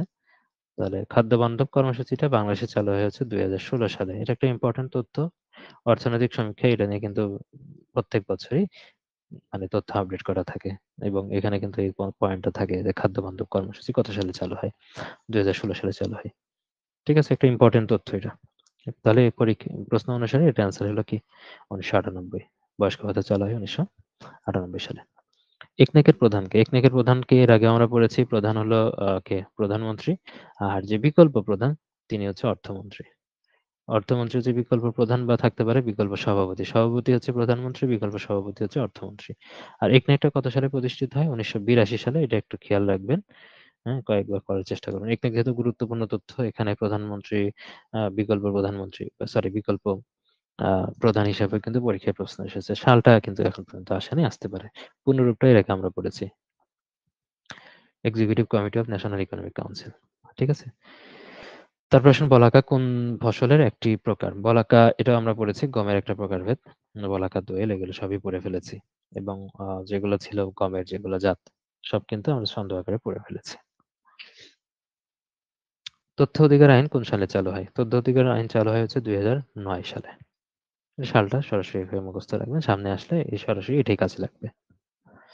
রেহানা মরিয়ম নূর চলচ্চিত্রটি পরিচালনা করেন কে? ওই সময় এটাতে সাম্প্রতিক ছিল। সেই জায়গা থেকে আসছে। আব্দুল্লাহ মোহাম্মদ সাদ ছিলেন এটা। আর অভিনেতার মধ্যে ছিলেন হচ্ছে আজমেরী হাব্বাট। তো এটা আর আসবে না এখন। স্কিপ করবেন এগুলা।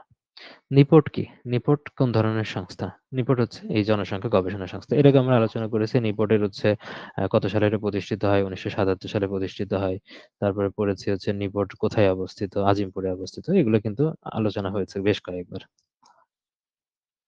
ওরাও জনগোষ্ঠী কোন অঞ্চলে বাস করে? আমরা এমনিতেই সমতলে যে জনগোষ্ঠীগুলো বাস করে তার মধ্যে ওরাও অন্যতম। রাজশাহী, দিনাজপুর, অনেক সময় পুরোটুকুই থাকে, বগুড়া, রংপুর এটাও বলা থাকে। যেরকমভাবে সাঁওতালরা। সাঁওতালরা যে জায়গায় বাস করে, সাঁওতালরা রাজশাহী, দিনাজপুর, বগুড়া, রংপুরে আছে। ৪ টা জায়গায় বলা থাকে। তো সাঁওতালের সাথে ওরাওটা মিল করা যায়। ঠিক আছে? তার মানে এখান থেকে দেখেন এখানে আছে কি রাজশাহী, দিনাজপুর বলা আছে। যদি এর সাথে কি থাকতো? আ রংপুর, বগুড়া সেগুলোর ক্ষেত্রে আমরা অ্যাকসেপ্ট করতাম। কিন্তু আমরা দেখি যে ক্ষুদ্র নৃগোষ্ঠীর ওয়েবসাইট দেওয়া আছে ওখানে কিন্তু রাজশাহী, দিনাজপুরকেই বেশি হাইলাইট করে দেওয়া আছে এটাকে হাইলাইট করা আছে। আর এখানে যেরকম ওরাও জনগোষ্ঠী আছে এখানে কিন্তু সাঁওতাল জনগোষ্ঠী এই জায়গাগুলোতে বাস করে। সাঁওতাল জনগোষ্ঠী কিন্তু এখানে বাস করে। এখন এই রাজশাহী, দিনাজপুর, বগুড়া বা রংপুর এই জায়গাতেই শুধু ওরাও আর সাঁওতালই বাস করে? অন্য কোনো মানে জনগোষ্ঠী বা হচ্ছে উপজাতি বা ক্ষুদ্র নৃগোষ্ঠী নাই? ডেফিনিটলি আছে। তাহলে দেখেন রাজশাহী এবং দিনাজপুরে যদি স্পেসিফিক ভাবে বলি এটার মতো করে যে অপশন ক তে যেটা দেওয়া আছে, যদি এই সেন্সে কিছু প্রশ্ন আসে আপনি এটা আমি বলব না যে এইটুকু পড়লেই হবে। ওরা সাঁওতাল এটা পড়েন, এটা জানলেই চলবে। কিন্তু কিছু বিষয় একটু অভ্যস্ত করবেন এইভাবে। ধরেন বাংলাদেশে যে মানে উপজাতিগুলো আছে ৫০ ধরনের। কয়টা উপজাতির নাম আমরা জানি? হয়তোবা ৭-৮ টা উপজাতির নাম আমরা জানি। এক বাক্যে বলতে পারলে হয়তো এই কয়টাই বলতে পারবেন। এর বাদবাকি আরো আছে। সবগুলো তো জানা সম্ভব না। অন্ততপক্ষে রাজশাহী, দিনাজপুর যেগুলো আছে তাহলে এগুলোর ক্ষেত্রে কয়েকটা নাম আমরা যদি একটু মাথায় রাখি। এটা মুখস্থ করতে বলছি না। করা আছে, গঞ্জু আছে। এই টাইপের নামগুলা। তারপরে মালপাহাড়ি এগুলো কিন্তু উপজাতির নাম। মালপাহাড়ি, মাহাতো, ঠিক আছে? তারপরে এই যদি বলা হয় রাজশাহী রংপুর অঞ্চলে। এই অঞ্চলগুলো মোটামুটি রাজশাহী কমন রাখবেন, দিনাজপুর, রংপুর এগুলোতেও। হ্যাঁ, যদি এগুলো বলা হয় যেরকম মাহালি, ঘাসি মালো, ঘাসি মালো বা হচ্ছে মালো বা ঘাসি এটাও বলা যায়। ঘাসি এটা কিন্তু ইয়েতেও আছে, এই দিনাজপুরে এগুলোতেও আছে কিন্তু এই জিনিসগুলা। তার মানে এই এরিয়াতেই আরকি। বরেন্দ্র এরিয়াতে, হ্যাঁ? বরেন্দ্র অঞ্চল যেটা আমরা ধরি। রাজশাহী, রংপুর, দিনাজপুর এবং মানে বগুড়া। এই বরেন্দ্র অঞ্চলে এরা কিন্তু বাস করে। এটা একটা বিষয়। এই জিনিসগুলো মনে রাখবেন, ইম্পোর্টেন্ট এগুলা। ও আরো একটা আছে তেলি, তেলিটাও ইম্পোর্টেন্ট। তেলি, বাগদি, মশার এগুলো আছে। এই নামগুলো এমনি দিলাম। যেমন করাগঞ্জ এগুলো জানা আপনারা।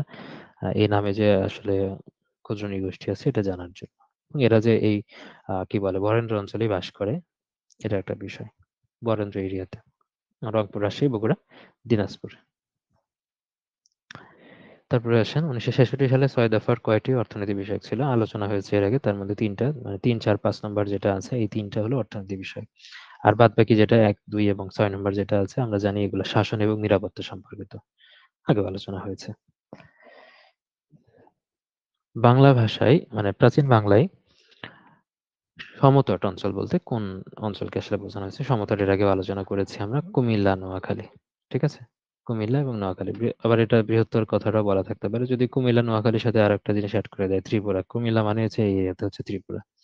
তো ত্রিপুরাকেও এড করে যদি দেয় সেটাও কিন্তু এই অঞ্চলের অন্তর্গত হবে।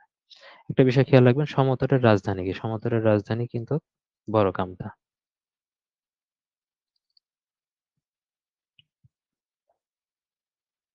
বড়কামটা সমতট। বড়কামটাকে আবার কি বলা হয়? রোহিতগিরিও বলা হয়। রোহিতগিরি,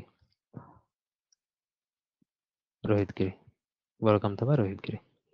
মোটামুটি আমরা সবই ভঙ্গ পড়েছি, তারপরে বরেন্দ্র, সমতট, হরিকেল, হ্যাঁ? এগুলো সবই পড়ে ফেলেছি। মেবি গৌড় আলোচনা করি নাই। গৌড় এর আগে আলোচনা করা হয়েছিল কিন্তু জনপদটার এরিয়াটা আমরা পড়ি নাই। শশাঙ্ক যখন পড়লাম তখন গৌড় নামটা উচ্চারণ করেছিলাম কিন্তু পুরো এরিয়াটা পড়া হয়নি মনে হয়। তাহলে গৌড় এরিয়ার মধ্যে হচ্ছে বাংলাদেশের অঞ্চল হচ্ছে চাঁপাইনবাবগঞ্জ। হ্যাঁ, বাংলাদেশের এরিয়ার মধ্যে কোনটা কি? চাঁপাইনবাবগঞ্জ এটা। আর বাদ বাকি সবই কিন্তু ইন্ডিয়ার অংশ। মালদা, মুর্শিদাবাদ, মুর্শিদাবাদ, মুর্শিদাবাদ জেলায় কর্ণ সুবর্ণ এই যে গৌড়ের রাজধানী যেটা বলা ছিল সেটাতে শশাঙ্কের রাজধানী ছিল। তারপরে বর্ধমান, নদিয়া, হ্যাঁ, এই জায়গাগুলোতে কিন্তু জানি গৌড় জনপদের বিস্তৃতি রয়েছে। তারপর আসেন untranquil recollection the years of fulfilment শীর্ষক গ্রন্থটির নাম কি? গ্রন্থটার লেখককে? গ্রন্থটার লেখক হচ্ছে রেহমান সোবহান। এবং রেহমান সোবহান কিন্তু একটা গুরুত্বপূর্ণ প্রতিষ্ঠানের একটা প্রধান, মানে প্রতিষ্ঠা করেছে, সেটা হলো সিপিডি। আপনারা পড়েছেন সেন্ট্রাল ফর পলিসি ডায়ালগ, এটার প্রতিষ্ঠাতা তিনি। Centre for policy dialogue. এবং বাংলাদেশের একজন গুরুত্বপূর্ণ অর্থনীতিবিদ ছিলেন রেহমান সোবহান। তার একটা বইয়ের নাম কি? Untranquil recollection the years of fulfilment. সাথে এটা পড়ে ফেলবেন। ল্যান্স নায়েক নূর মোহাম্মদ শেখ কত নম্বর সেক্টরে মানে যুদ্ধ করেছিলেন? এরকম আমরা পড়েছি এটা। মহাজা, রুম, নূর এইভাবে পড়েছিলাম, তাই না?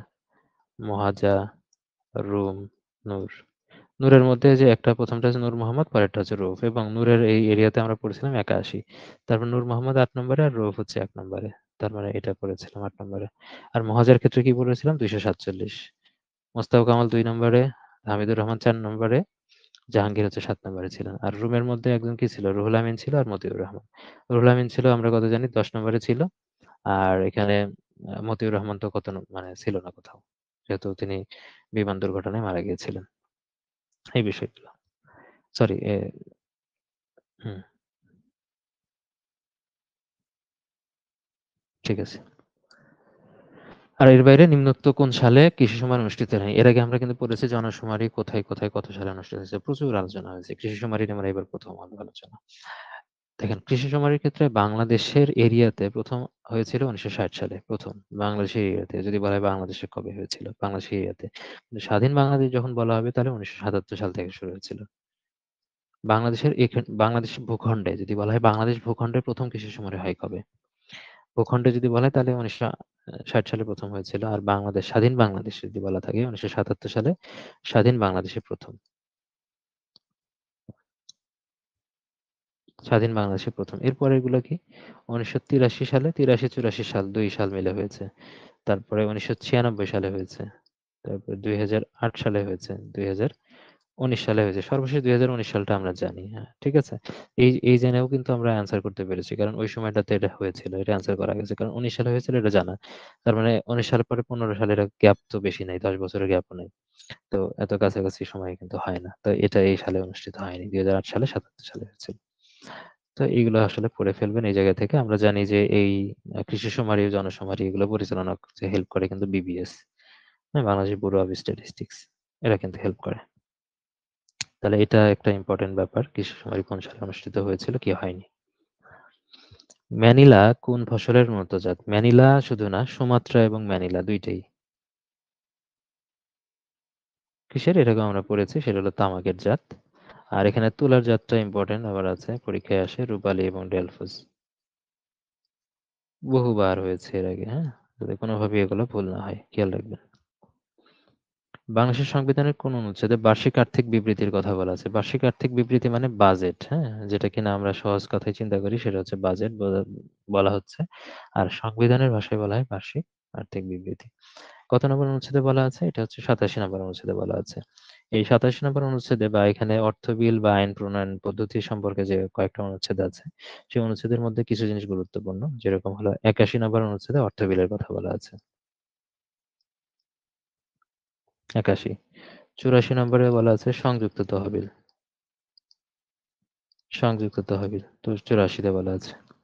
৮৭ নম্বর অনুচ্ছেদে বলা আছে এই যেটা যে বললাম বাজেট বা বার্ষিক আর্থিক বিবৃতি, এটা তাহলে লেখা লাগছে না। আর ৯১ নম্বর অনুচ্ছেদে আছে হলো সম্পূরক ও অতিরিক্ত মঞ্জুরি। অতিরিক্ত মঞ্জুরির ক্ষেত্রে সম্পর্কে বলা আছে। এই ৪ টা অবশ্যই ভালোভাবে পড়ে ফেলবেন। এই জায়গা থেকে পরীক্ষায় আসার চান্স রয়েছে বাদবাকিগুলো থেকে। ৮০ নম্বরে আইন প্রণয়ন পদ্ধতি সম্পর্কে আলোচনা করা হয়েছে। এর আগে আমরা এগুলো লিখে দিয়েছি। যে আইন প্রণয়নের ক্ষমতা জাতীয় সংসদের আছে, এটা ৬৫ নম্বর অনুচ্ছেদে বলা আছে, মানে জাতীয় সংসদ প্রতিষ্ঠার ব্যাপারে। আর জাতীয় সংসদ যে আইন প্রণয়ন করে, সেই আইন প্রণয়ন পদ্ধতি সম্পর্কে বলা আছে আবার কত নম্বরে? আ ৮০ নম্বরে। ৮০ নম্বরে এটা বলা আছে, ৮১ নম্বরে অর্থ বিল, ৮৪ নম্বর সংযুক্ত তহবিল, ৮৭ নম্বরে বার্ষিক আর্থিক বিবৃতি বা বাজেট, ৯১ নম্বরে আছে সম্পূরক এবং অতিরিক্ত মঞ্জুরি। এই কথাগুলো বলা আছে। তারপরে হচ্ছে কোনটি সাংবিধানিক পদ নয়? দেখেন সাংবিধানিক পদ নয় কোনটা? এমনিতেই আমরা সংবিধানের মধ্যে যদি যাই, সংবিধানের যে ১১ টা ভাগ আছে, ১১ টা ভাগের ক্ষেত্রে আমরা কিভাবে পড়ি? প্ররা মৌলি। অর্থাৎ প্রজাতন্ত্র, রাষ্ট্র পরিচালনার মূলনীতি আর মৌলিক অধিকার। এর তো ১ম ৩ টা ভাগ গেল। পরের ভাগগুলোর যা আছে, পরের ভাগগুলোর মধ্যে এগুলো সবই কিন্তু সাংবিধানিক প্রতিষ্ঠানের মধ্যে পড়ে। অর্থাৎ নিয়াবি, নির্বাহী বিভাগ, আইনসভা, বিচার বিভাগ। এটা হচ্ছে এটা যদি ১ নম্বর ভাগ হয়, ২ নম্বর ভাগ, ৩ নম্বর ভাগ, তার মানে এটা ৪ নম্বর ভাগ, ৫ নম্বর ভাগ, ৬ নম্বর ভাগের মধ্যে আছে। নিয়াবির পরে হলো নিমক। নিমক হারামে বলি না আমরা, নিমক। তার মানে একটা নির্বাচন কমিশন, মহাহিসাব নিরীক্ষক, আর ক তে হচ্ছে কর্ম কমিশন, সরকারি কর্ম কমিশনের কথা বলা হচ্ছে। এরা হচ্ছে সিরিয়াল নাম্বারের ৭ নম্বর ভাগে, ৮ নম্বর ভাগে এবং ৯ নম্বর ভাগে আছে। আর আরেকটা হলো এটা কিন্তু নিমক, হ্যাঁ? দন্ত্য ন দিয়ে নির্বাচন কমিশন, মতে মহাহিসাব নিরীক্ষক, এই যেটা কন্ট্রোলার অডিটর জেনারেল যেটার কথা বলা হচ্ছে, আর ক তে হচ্ছে সরকারি কর্ম কমিশন। আর এর বাইরে আছে হলো ভাগ যদি বলি সবই। একটা হলো সংশোধনী আরেকটা হলো বিবিধ। মানে এটা ১০ নম্বর এবং ১১ নম্বর ভাগ। এই ১১ টা ভাগ আমরাও একটা রিভিউ করে ফেললাম ১১ টা ভাগ। তখন খেয়াল যদি করি নির্বাচন কমিশন এটা সাংবিধানিক পদ। মতে মহাহিসাব নিরীক্ষক কন্ট্রোলার অডিটর জেনারেল এটাও তাই। কতে কমিশন, সরকারি কর্ম কমিশন মানে পাবলিক সার্ভিস কমিশন এগুলো সবই। তার মানে মানবাধিকার কমিশন সম্পর্কে কিন্তু সংবিধানে কিছু বলা নেই। তার মানে এটা সাংবিধানিক পদ নয়। তাহলে সাংবিধানিক পদ এইগুলা। ঠিক আছে? আর খেয়াল করে দেখেন এই ৩ টা থেকে কিন্তু প্রশ্নটা হলো এখানে। এই যে ৭, ৮, ৯ নম্বর ভাগে যা আছে। কিন্তু এই এই ভাগের মধ্যে এরাও কিন্তু সাংবিধানিক পদের মধ্যে পড়বে। মানে সাংবিধানিক পদের মধ্যে এই যে ৪, ৫, ৬, ৭, ৮, ৯ এর মধ্যে যারা আছে সবাই। খেয়াল করেন যে নির্বাহী বিভাগ, আইনসভা, বিচার বিভাগ এর মধ্যে কে আছে? নির্বাহী বিভাগের মধ্যে রাষ্ট্রপতি থেকে শুরু করে প্রধানমন্ত্রী আছে, যত ধরনের মন্ত্রী, সংসদ সদস্য আছে সবাই। এরা সাংবিধানিক পদের মধ্যে পড়ে। আইনসভার মধ্যে যখন যাবে নরমালি আইনসভা যদি আমরা চিন্তা করি আইন প্রণয়নের ক্ষমতা আছে। এখানে কিন্তু সাংবিধানিক পদ যদি আমরা ধরি, তাহলে ওই অর্থে কিন্তু এখানে উল্লেখ মানে ওইরকমভাবে নাই আইনসভার মধ্যে। আছে ইয়ের মধ্যে যদি আমরা চিন্তা করি যে আমরা কিছুক্ষণ আগে পড়লাম যে আইন সম্পর্কিত পরামর্শ দেয় অ্যাটর্নি জেনারেল, হ্যাঁ? ৬৪ নম্বর অনুচ্ছেদে।